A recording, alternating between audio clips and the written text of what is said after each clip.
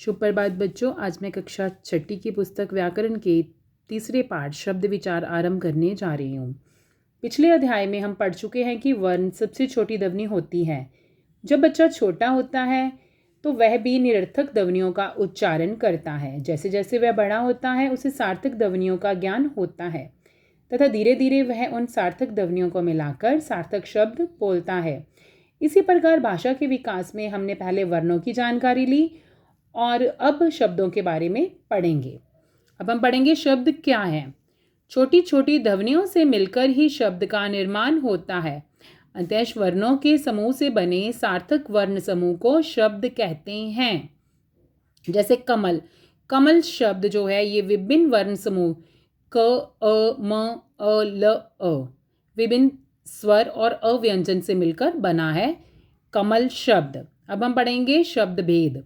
शब्दों को 4 आधारों पर बांटा गया है: उत्पत्ति के आधार पर, बनावट के आधार पर, प्रयोग के आधार पर और अर्थ के आधार पर। सबसे पहले हम करेंगे उत्पत्ति के आधार पर। हिंदी भाषा में असंख्य शब्द हैं जिनकी उत्पत्ति विभिन्न स्रोतों से हुई है।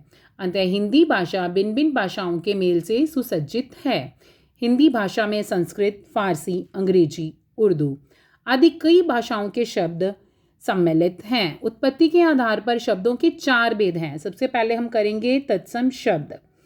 तत्सम का अर्थ है उसके समान, अर्थात जो संस्कृत के समान है। जो शब्द संस्कृत भाषा से हिंदी में बिना किसी परिवर्तन के लिए गए हैं, यानी कि हम संस्कृत से वैसे के वैसे ही प्रयोग करते हैं, वे तत्सम शब्द कहलाते हैं। जैसे क्षेत्र, वायु, रात्रि, सूर्य आदि, ये सब क्या है? तत्सम शब्द। और दूसरे नंबर पर है तद्भव शब्द। जो शब्द रूप बदलने के बाद संस्कृत से हिंदी में आए हैं वे तद्भव शब्द कहलाते हैं।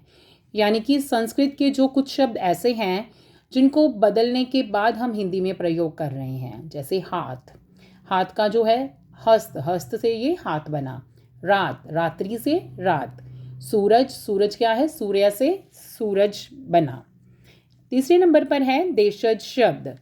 जो शब्द क्षेत्रीय प्रभाव के कारण परिस्थिति व आवश्यकता अनुसार बनकर प्रचलित हो जाते हैं देशज शब्द कहलाते हैं। जैसे पगड़ी, गाड़ी, थैला, ये सब देशज शब्द हैं। विदेशी या विदेशज, विदेशी जातियों के संपर्क से उनकी भाषा के बहुत से शब्द हिंदी में सम्मिलित हो गए हैं। ये शब्द विदेशी अथवा विदेशज शब्द कहलाते हैं। जैसे स्कूल, अनार, आम, अचार आदि, ये सब क्या है? विदेशी शब्द हैं। अंग्रेजी, फारसी, अरबी, तुर्की, पुर्तगाली, फ्रांसीसी, चीनी, यूनानी, विभिन्न विदेशी भाषाओं से अनेक ऐसे शब्द हैं जो हिंदी में प्रयोग होते हैं और उन्हें हम विदेशी या विदेशज शब्द कहते हैं। ये जो 4 भेद थे ये थे उत्पत्ति के आधार पर। अब हम करेंगे बनावट के आधार पर। शब्द की निर्माण प्रक्रिया में शब्दों की बनावट अलग अलग होने के कारण शब्द के भेद बनावट के आधार पर किए जाते हैं। बनावट के आधार पर शब्द के 3 भेद हैं। सबसे पहले आता है रूढ़ शब्द।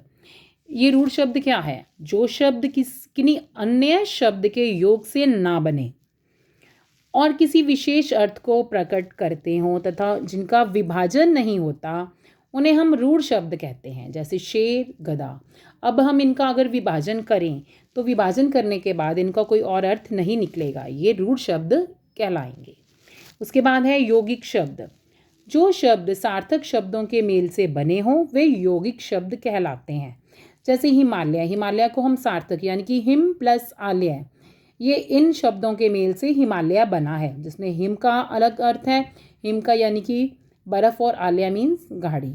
इस प्रकार रेलगाड़ी, रेल और गाड़ी इन दोनों शब्दों को मिलकर बनी रेलगाड़ी, इसलिए ये क्या है? यौगिक शब्द। और इसके बाद हैं योग रूढ़ शब्द। वे शब्द जो यौगिक तो हैं किंतु सामान्य अर्थ को ना प्रकट कर किसी विशेष अर्थ को प्रकट करते हैं, उन्हें हम योग रूढ़ शब्द कहते हैं। जैसे पंकज, पंकज कैसे बना? पंख प्लस ज, इसका अर्थ क्या है? कीचड़ में उत्पन्न होने वाला। सामान्य अर्थ में ये किसकी ओर संकेत करता है? कमल की ओर, और कमल के लिए प्रचलित होने के कारण यह रूढ़ शब्द है। लेकिन योग रूढ़ किस लिए? क्योंकि पंकज, अंतः पंकज शब्द एक योग रूढ़ है। वे शब्द जो यौगिक तो हैं, यौगिक है ये क्योंकि इनको हम अलग अलग करते हैं तो अर्थ इनके निकलते हैं, परंतु ये किसी और ही सामान्य अर्थ की ओर ना कर किसी विशेष अर्थ को प्रकट करते हैं, इसलिए इन्हें हम कहेंगे योग रूढ़ शब्द। और बाकी के जो दो भेद हैं वो हम अपने नेक्स्ट वीडियो में करेंगे। धन्यवाद।